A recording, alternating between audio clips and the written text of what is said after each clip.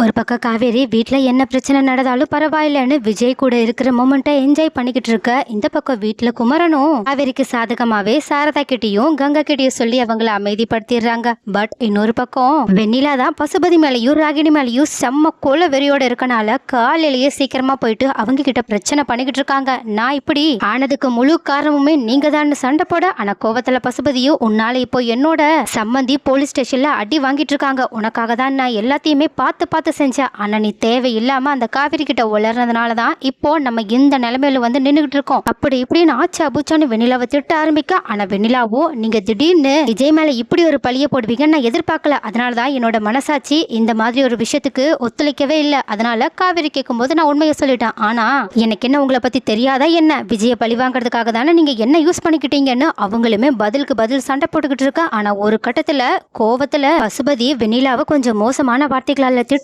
இதனால வெண்ணிலாவோ பசுபதியை ஓங்கி அரைஞ்சிடறாங்க. அதனால கடுப்பான பசுபதியும் வெண்ணிலாவை அடிக்கிறதுக்காக போக வெண்ணிலாவோ அதை தடுக்க நினைக்க. ஆனா இப்படி ரெண்டு பேருக்கும் நடுவுல இருந்த கை கலப்பு திடீர்னு பெருசானதுனால மாடியில இருந்து பசுபதி கையாலேயே வெண்ணிலாவை கீழே தள்ளி விடுற மாதிரி ஆயிடுச்சு. இதனால அதிர்ச்சியில மொத்த பேருமே உறைஞ்சு போய் நின்றுட்டு இருக்காங்க.